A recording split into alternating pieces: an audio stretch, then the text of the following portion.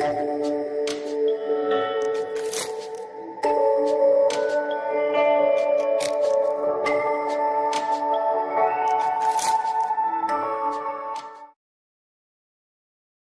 like to start off saying that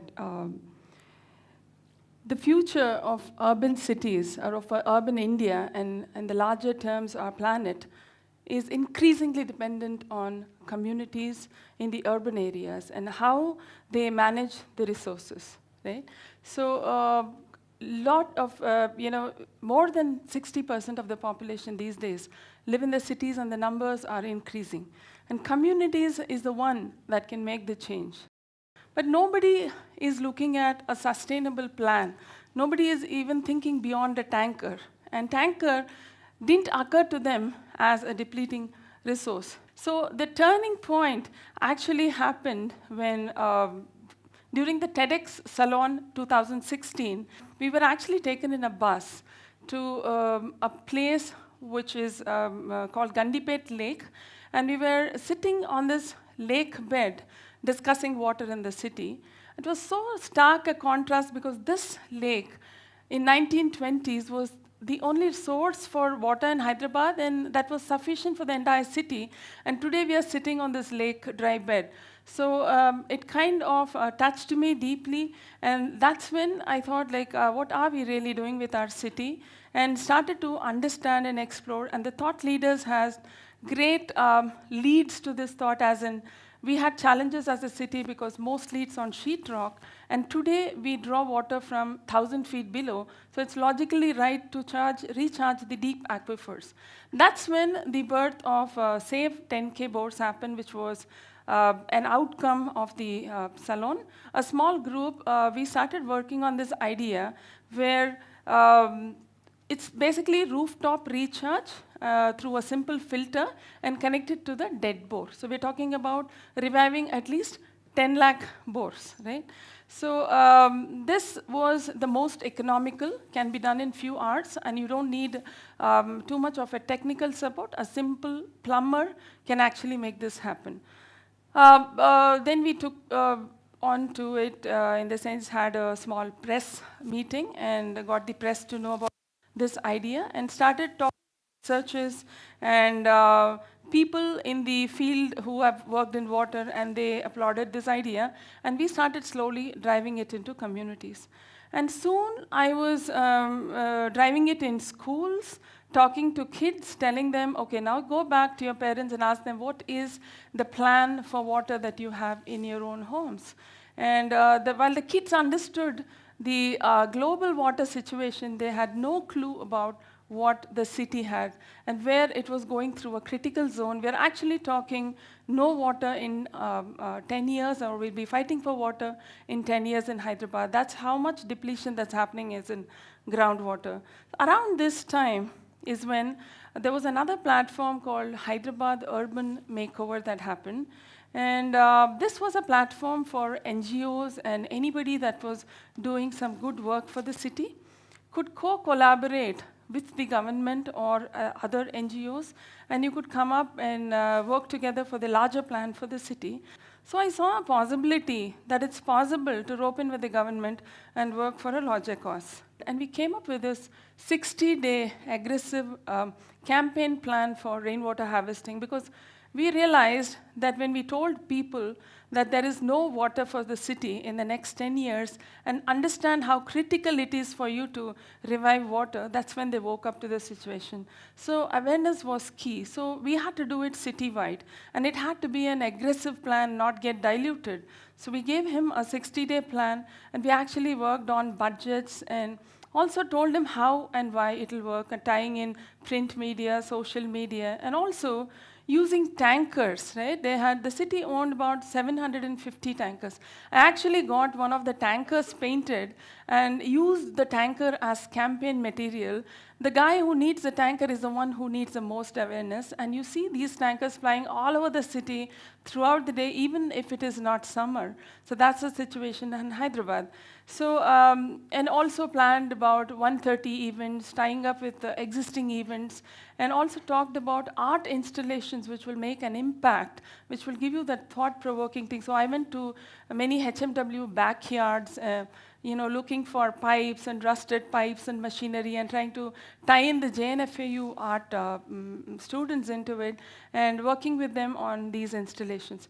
While we went far ahead and it was just about ready to go, then the government came back and telling us that the next 3 months, they had to plan aggressively on the industry rainwater harvesting, which was a larger concern, and they already had the budget in place and they had to drive it. So it's kind of went in the back burner, but we are still working on that thread. Then around that time, I also became part of a stepwell research team headed by architect Yashwant Ramamurthy, and this was to document the lost stepwells of Telangana. There were only 30 stepwells that's documented, where we had 200 plus historic stepwells. So it is basically documenting these stepwells. That's when I got this profound learning on our traditional water systems. How did it work? What was the watershed management that they had? From river to tanks to the Kakatiya rulers actually built about 3,000 tanks and lakes, man-made lakes. And then the last point was the stepwell.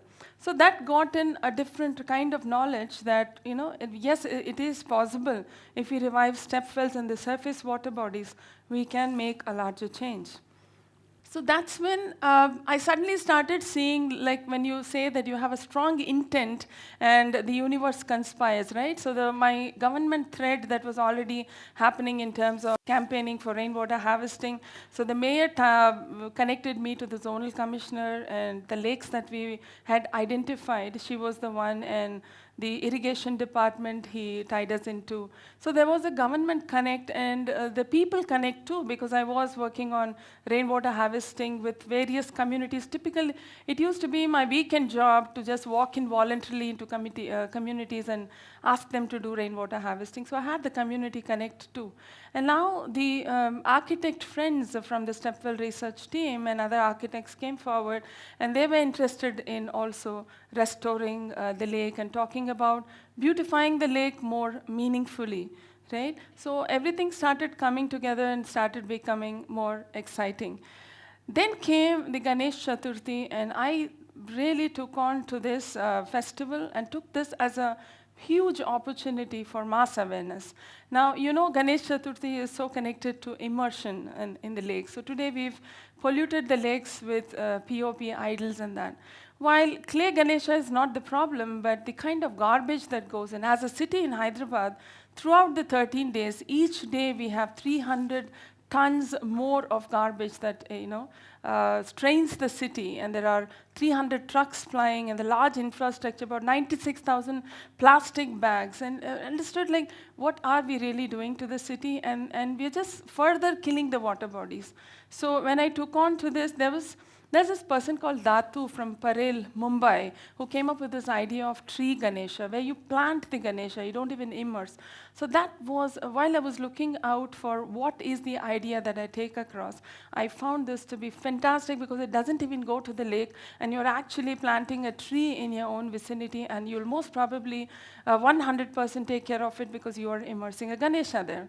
So I started taking it to communities that I'm working around, because the communities around the lakes is one that needs massive awareness, and also took it to schools. I reached to about 25,000 kids in schools, took a pledge from each of them that they would this year not just do clay Ganesha, but also plant a Ganesha. And I took the thread to the government also, and talked to the zonal commissioner, shared few pictures, and she shared it with the minister, and he actually tweeted, and and then the videos we made around the plant a Ganesha became viral, and the communities, if you see those kids there, when I gave the awareness, there were about 20, 30 kids. When we actually started making, there were about 100 kids making. So the entire slum communities, a couple of communities, I was able to change them from 100% POP Ganeshas to 100% clay Ganeshas and not even take them to the lake, though the lake is right in their backyard. And towards the end, this whole thing culminated into a massive event where we partnered with the government. I actually worked on it day in and day out. And the zonal commissioner was a huge support, bringing in the government angle. And we had a 3,000 attendee event where most of them were from residential societies across Hyderabad, taking this awareness. And they actually distributed 2,000 plant tree Ganeshas to people through another NGO which was also promoting this cause. So that was a fantastic move. And while we were talking about individual lakes and communities and the festivals, we also had to look at the bigger picture, because constantly in the news you hear frothing lakes. If you see there, we actually, there's a funny tag on that, froth my latte and not my lake. So it's heavy chemical pollution, reason being Hyderabad is a pharma city too. So chemical pollution is one, and on the left, if you see the leachate that comes from 4,000 tons of garbage that goes into a dump yard. And the dump yard, through rains this year, has created huge leachate pools, and these have destroyed a few villages around, and 3 lakes have become massively toxic. And construction debris, this happens with every city, because a lake is a no man's land. Nobody ever cares about it, so you think it's a glorified dump yard. So addressing these issues, there happened to be a parliament committee that was made for environment, and MP Renuka Chaudhary headed this, quickly took the opportunity to go and represent the lakes of Hyderabad to her. And it happened in Hyderabad with 31 MPs across the country. So took this opportunity, and I went and gave a representation from our NGO, talking about the sad state of our water bodies and wanting to do something about it. And so that thread is happening, where we are tying in with her to get in researchers, to get in the MP funds, to get to see how we can help in a larger way. Now, while the larger representation's happening, the community engagement is key, and you have to keep this going and persevering with them, and you can't just do one cleanup and back off, right? So while the Ganesh Chaturthi and every other event, there's one event we did just with kids. When I gave, usually before a cleanup, I give an awareness. So again, I had a bunch of 20 kids, and I saw quickly that women and children were actually drivers to this cause, because women concerned about the kids' health, and children because they're enthusiastic about, reviving a water body. And every event, actually, we play the national anthem, and we do a human chain around lakes saying that you take a pledge today to save the water body. And that kicks in a certain commitment in them. Okay, I want to do this. So we had art competitions, and even tied up with a lot of religious institutions, because many religious institutions around the lakes too, and they are a major source of getting plastics. And every cleanup, literally we have at least 3 truck loads of garbage, only plastics, right? So, and then the first plantation event we did, we were quite surprised that the forest minister himself agreed to come, and the mayor was there. So that was a very good support for our event, because they slowly started understanding the content of what we were doing. So the initiative slowly got noticed in the mainstream. So I made it a point that every cleanup event, I don't call the media, because it is the purpose, right? It is not a selfie movement. It's just a purpose, and people have to start doing it with commitment. So, but then we got noticed with all the good stuff that we were driving, and more communities across the city started seeking our support, and government and larger NGOs started getting engaged with us, and more researchers came forward, okay, what you guys are doing and what kind of support you need. And so just the media itself took us to a larger level of support. So we started looking actively from our end, working more with the government and municipality. Though they are supporting, we're looking at bigger support from them. So there's one lake where there's about 1.5 kilometers of sewage that just flows along the lake like a nala, and it's disturbing 3, 4 slum communities, they do not have the voice to go to the government and talk about this. They silently suffer. So that was one thing I took on. I took all the engineering department, the zonal commissioner, and made few visits. And now they have come up with a proposal. It's under tendering process. They're now going to connect this open sewage at 25 different points to a mainstream drain UGD line.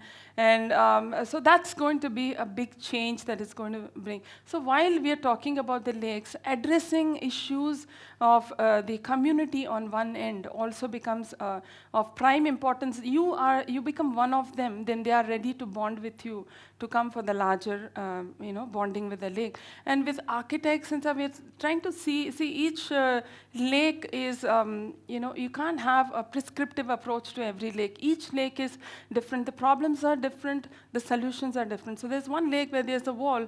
If you just simply cut down that wall and make a seating edge, and there's already an avenue of trees. So if you have some percolating, surface where it can be used as a jogging track and stuff. So simple solutions which probably the community can get together and make it happen. Right? And we are looking at corporates getting on board for the larger problem of, I don't believe in diverting sewage to another area and making it their problem. Instead, start talking about treating with constructed wetlands and through organic methods where we don't use power and we treat the water and give it to the lake.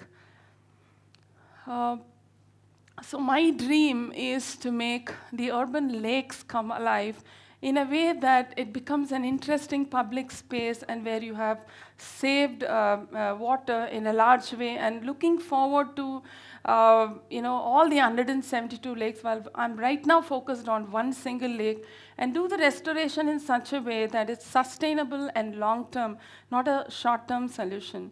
Now, I want to leave you with this thought, right? Pune, if you see, the district of Pune has the most polluted rivers in Maharashtra. We have one right in our backyard here. It's pristine, it's beautiful on one end. I actually took a walk along the river, and you see the dark side of it too. So I would here request, like I said in the beginning, communities are the way forward, and how we adapt solutions, how we adapt sustainable solutions. And each one of us form the community. If one person like me could think, and it could catapult in many ways, each one of you can make it happen. Just the college and the authorities, and if you can get together and just persevere, don't give up. See, the one thing with social change is do not give up. When you don't give up, we know all the problems, we have all the solutions. Believe me, we have every solution. We just have to connect the dots. Like the problems are diverse, the solution is also diverse. And once you start connecting the dots, we will build the smartest city. Today we are talking about smart cities. The smartest city is the one where we are talking about preserving the very essence of life, water. Thank you.